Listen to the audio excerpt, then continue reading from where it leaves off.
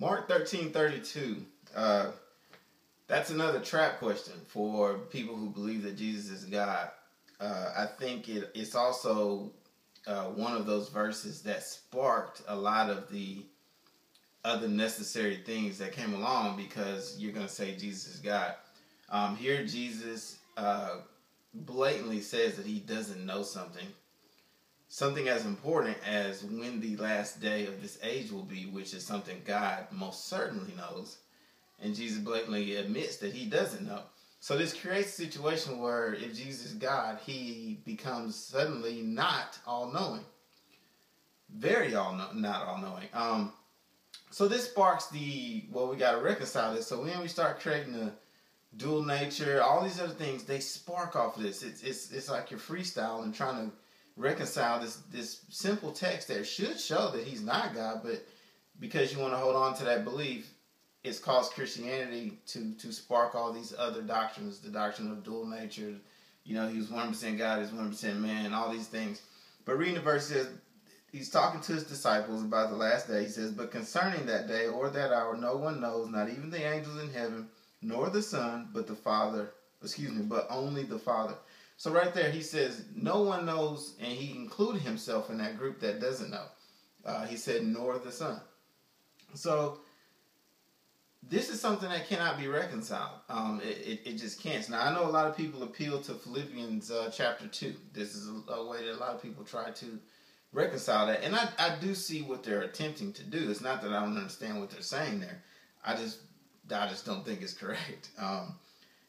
It starts out with this theme that Paul is telling the Philippians that they need to be unselfish. That was the theme of chapter 2. It says, do nothing from selfish ambition or conceit, but in humility count others more significant than yourselves. Let each of you look not only to his own interest, but also to the interest of others. Have this in mind among yourselves, which is yours in Christ Jesus. All right, let me stop there. So there's your theme. This is your intro to what I'm getting at here. So now, whatever you read has to be based on that. This is not something that Paul is saying to try to show that Jesus is God. This is not the point of it. And to put that into here, you're now reading into the text. You're doing that. It's eisegesis rather than exegesis. So moving on to speaking of Jesus, who though he was in the form of God, did not count equality with God a thing to be grasped. All right, I'm going to stop there for a moment.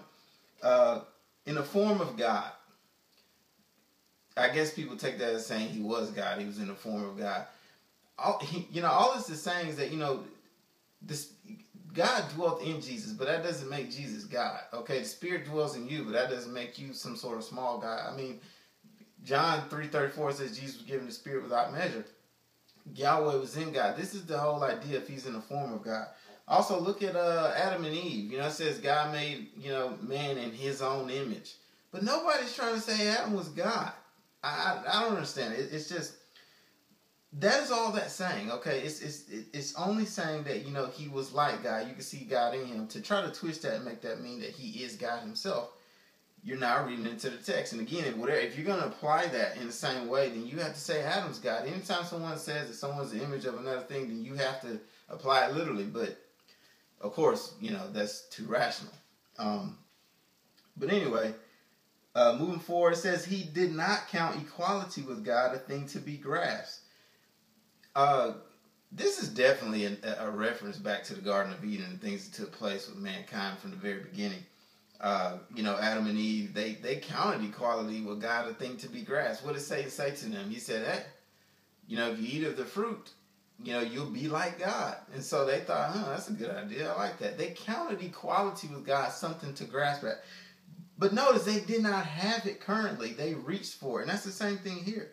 Jesus did not have equality with God, nor did he try to get equality with God. He did not think equality with God was something to be grasped. You don't grasp at something because you have it. You grasp at something that you don't have. And not only did he not have it, which the text clearly says, he didn't even try to get it. So I don't understand that. And it says he emptied himself. Emptied himself of what? So, but he emptied himself by taking the form of a servant, being born in the likeness of men, and being found in human form, he humbled himself by becoming obedient to the point of death, even death on the cross. So you look at this, what did he empty himself of? Maybe the fact that he was the Messiah. Maybe because he was the king of Israel, which he said he was. Maybe because he was the anointed one. Maybe because he was the firstborn from the dead. All these things that he knew of himself. He kind of set that aside and said, I've got a mission I've got to complete here, and I've got to do it for humanity. He served humanity. Okay, and again, you're stripping him of that when you say he's God. This in no way disproves Mark 13:32. If anyway, it really is a verse you really shouldn't go to if you're going to try to prove that Jesus is God. He humbled himself. He became obedient. Who does God become obedient to? To who?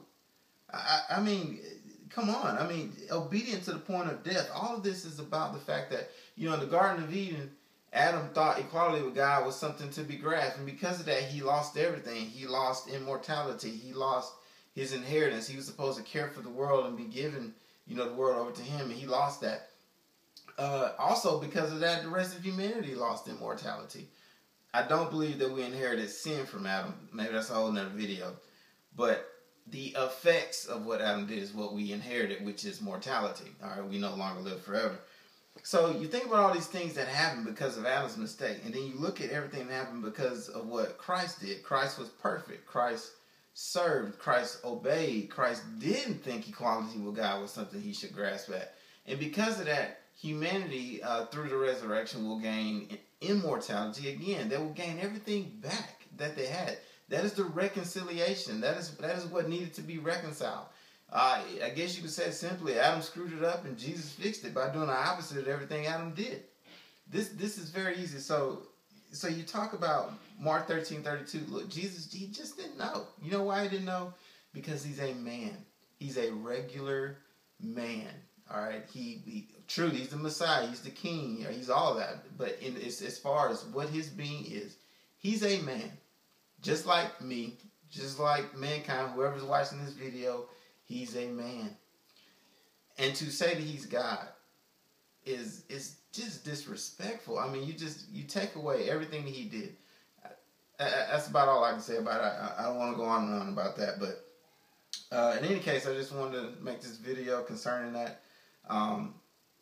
If you think you have an answer, I guess, to how he cannot know something, even though God's all-knowing, and don't do the whole because that was his flesh talking thing. I can tell you this, Revelations 3:12 kills that argument because Jesus is in the Spirit. Paul said that Jesus became a life-giving Spirit. And Jesus in the Spirit, now in heaven, in Revelations 3:12 says that, he who conquers, I will make him a pillar in the temple of my God. And I will write the name of my God on his forehead. I mean, he's still calling Yahweh his God in the Spirit. All right, so the whole flesh thing, it's not going to work because he, in the Spirit, no more flesh, right? You're the one that said that flesh is why he said it. Well, now he's out of the flesh. So what's your argument now? It's just not going to work. So if you can't reconcile this legitimately, then to me it's just time to just realize that, maybe he's not God. And start looking into that and asking yourself, honestly, is he God? Does it make sense for him to be God? So anyway, I appreciate anybody that watches. As always, wish everybody the best. Shalom.